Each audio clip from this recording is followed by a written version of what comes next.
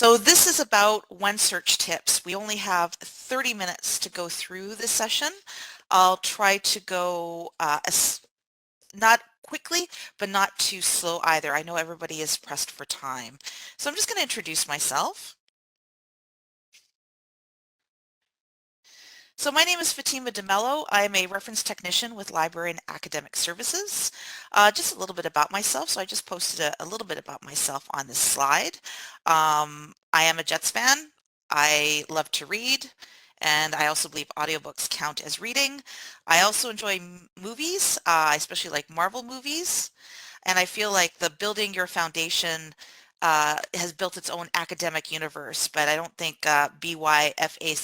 FSU has quite the same ring as, MCU.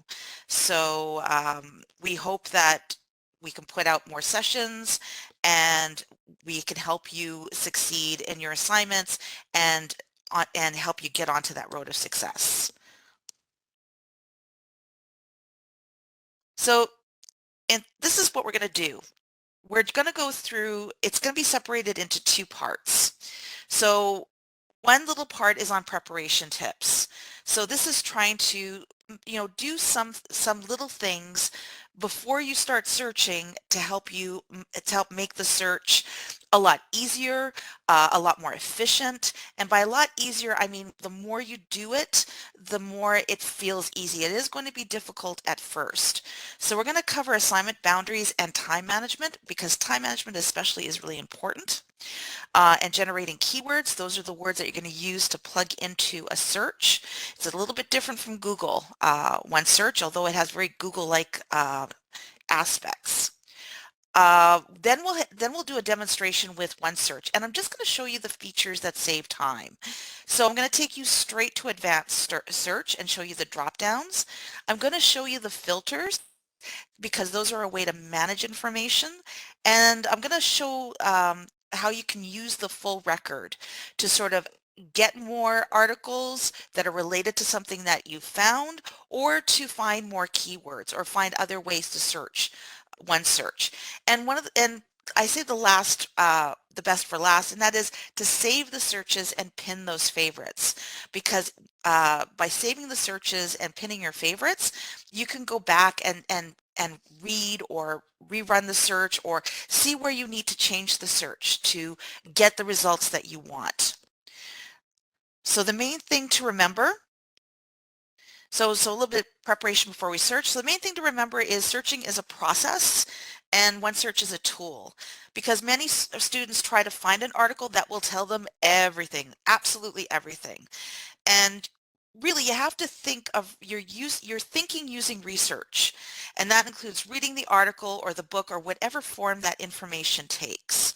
And it does look intimidating because it's new, and there are new skills to learn on top of other new skills to learn, and it will feel harder than using Google, because Google was built to make things feel a lot easier.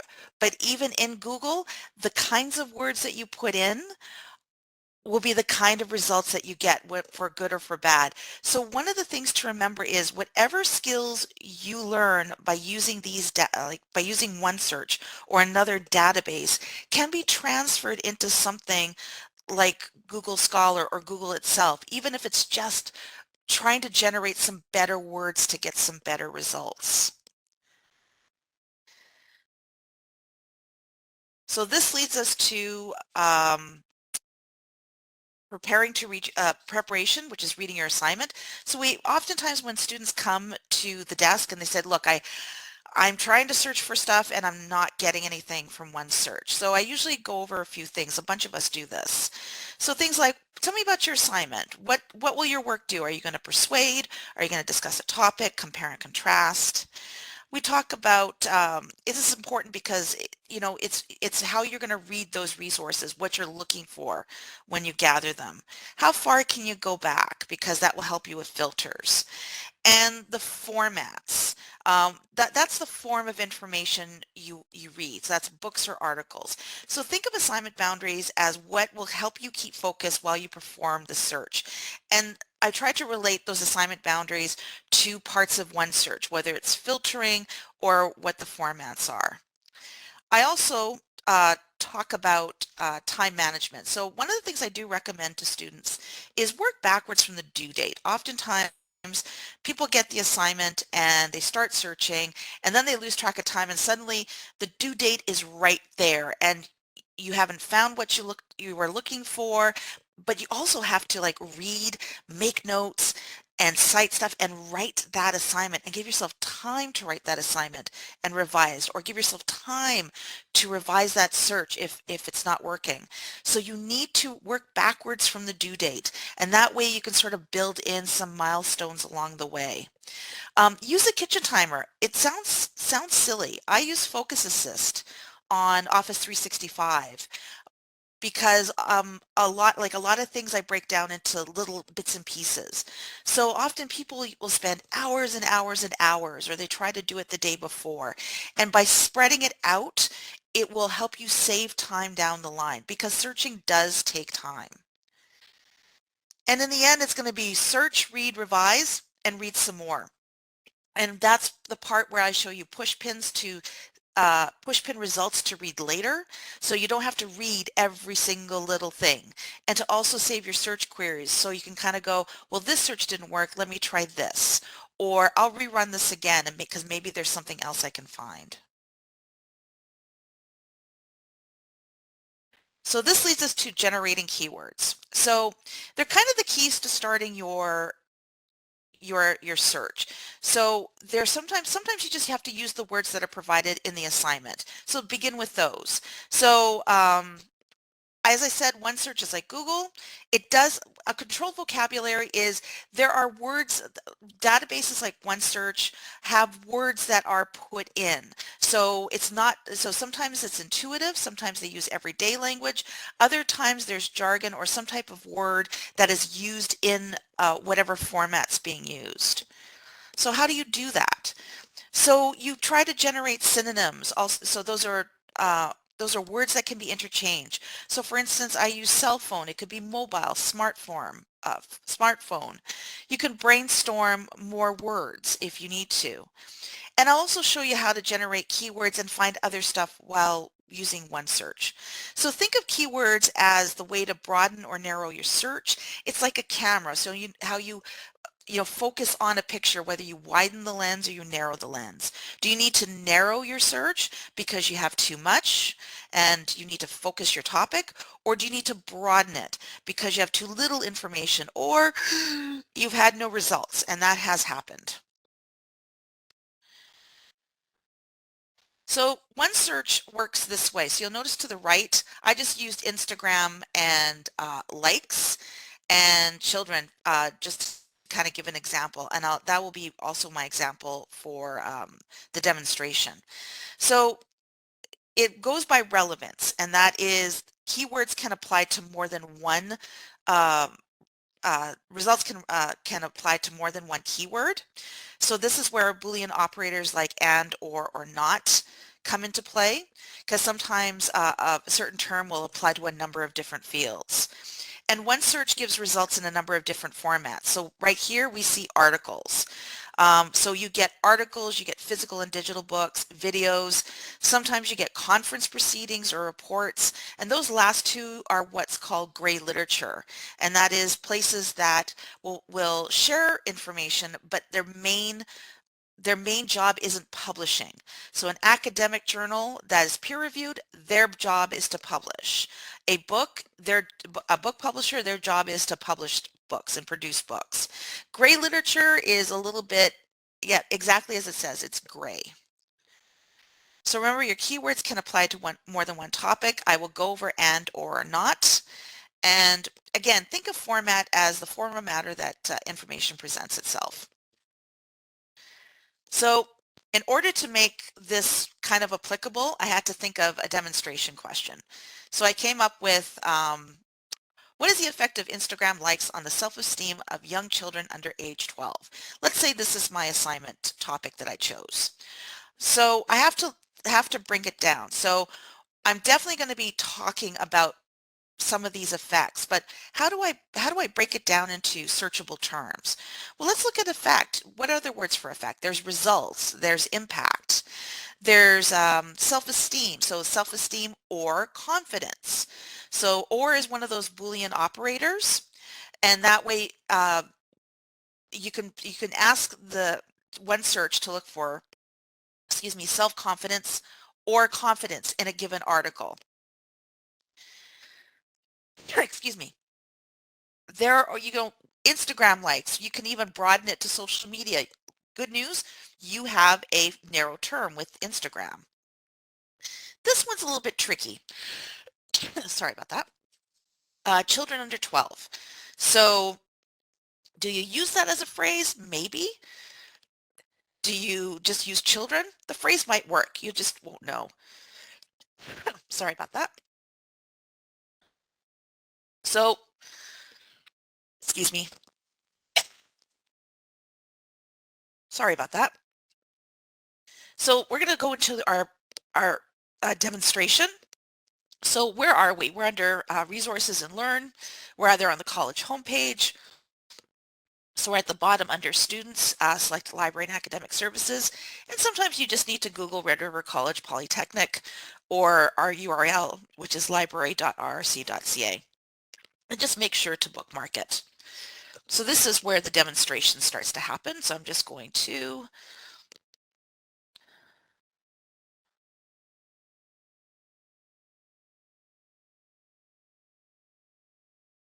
share.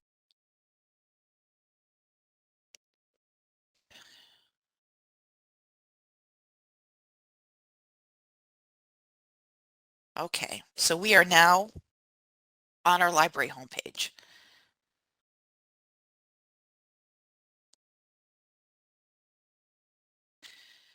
Okay, so this is our library homepage.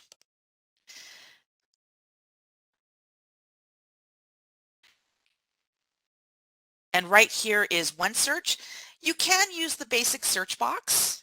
That's good for just generally just exploring your topic, and that's okay.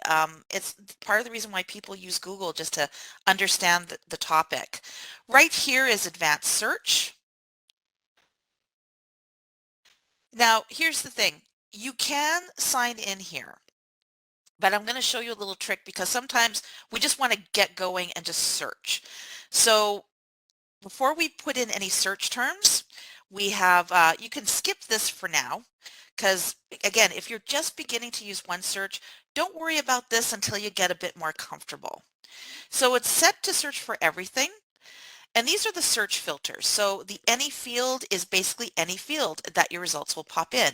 So it could be a title, it could be an author, it could be a subject. There's a lot more here, but most of the time you use any field, title or author or subject.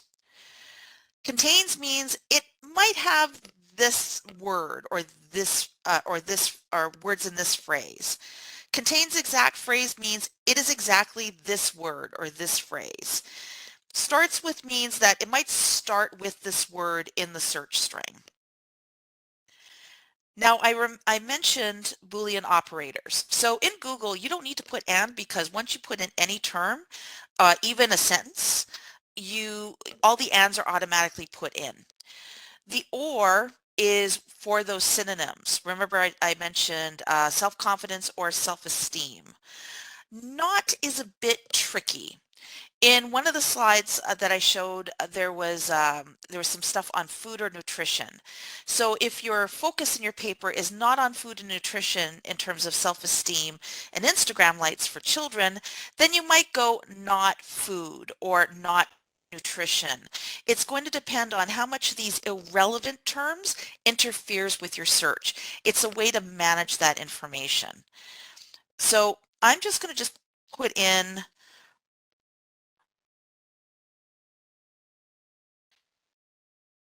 I'm just going to put in Instagram likes. You can tell I've been practicing.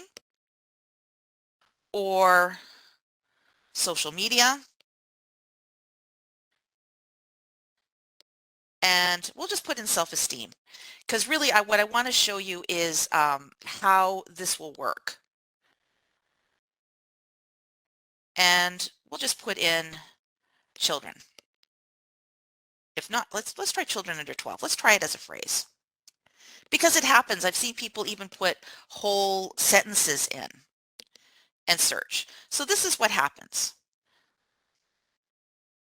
It will automatically remind me to sign in. So this is the little trick I was mentioning. So once I sign in,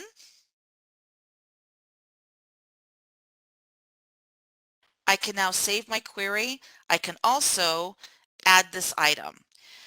So what happens is you get a little short record. So right here is, again, the effective Instagram likes on women's social comparison and body dissatisfaction. Again, relevance. So I might have to use exact wording, like exact words, children under 12, and so on. So you see it all underlined in yellow. And you'll notice there's an article, there's a video, there's all these formats. There's a book. There are some more digital books. So it shows you all of the forms that the information takes. So keep in mind, it draws from a variety of places, and I can show you sort of where to go to find what databases are featured in OneSearch, and also a little trick in terms of it's a starting point. Maybe you need to go to a specific database if you're getting a lot more irrelevant or unfocused information. Sometimes you want to look at the full record. So the full record is where is it available? If it's a physical book, you'll know the call number and the location of the book. In terms of articles, you'll see where the article is located, and it will take you straight, it'll open into a window straight into the journal or the database as well. And that also includes open access. Here's the other thing. So we got creators. Here's another way to find other stuff. If you click on any of these, so for instance, if you click on social media, it'll open up into a new search, and this will be an exact subject. You'll get a description. So sometimes you might want to make a choice on the description, but if you're not sure on that, then go ahead and pin it. We're just going to pin it for now. Underneath here, we've got a citation, so you can copy a citation to a clipboard and put it at the end of your paper. You can email it to yourself. You can print the record. You can't print the article. One thing I am going to emphasize very heavily, because I've seen it happen, my colleagues have seen it happen. If you want to put a hyperlink in your works cited or anywhere for safekeeping, don't take this when you're in OneSearch. Take this. Even if you're not signed in, you can still copy the permalink to the clipboard. Keep in mind, we've just pinned it. I'm going to just show you right here. You can save the query, and I'll show you where to find the query in your favorites, which is where the push pins are located. So we're going to dismiss that for now. And you're just going to keep going. Now, right here, when you start to search the first time around, all these might be closed. So you can open up the subject and click on child psychology and apply the filter. And you can still save the query. So make sure you just keep saving the query, much like you're saving a document. You can refine or filter the dates. That's important if you've got, you need to go the last 5 years, the last 10 years, and so on. So, and you can even just press on the X and you could take it out. These are resource types. Let's say you've got too few resource types.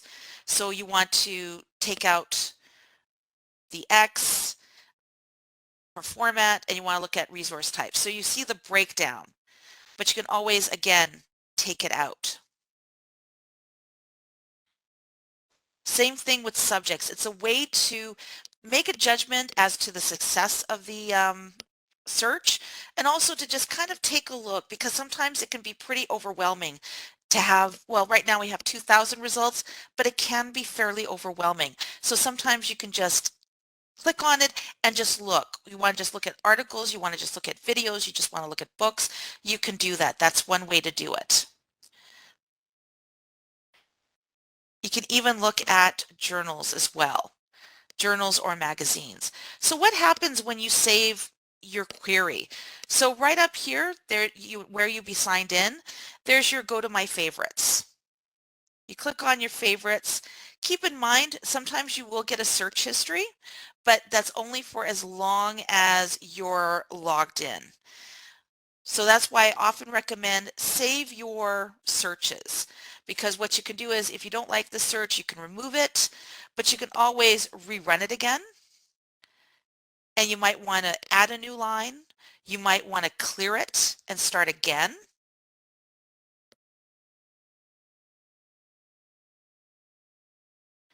And then right here are the saved records. So what I recommend is search, set that timer, or if you want to search for an hour, go right ahead. You know your own time. You have probably 5 or 6 other classes and probably a whole life that you have to manage. So then what you can do is you could save it to look at it later. So you could add a label. So I have all these labels for things that I've studied in the past. So you can either press the plus if you've already created the label, but you can also create a new label to save your searches. So it could be, whatever you want. It could be labels for better searches. It could be for different classes. However you want to tag it, you can tag it. So you press enter and there you go. You can demo label and you can always go back and that's you only get the results that you label.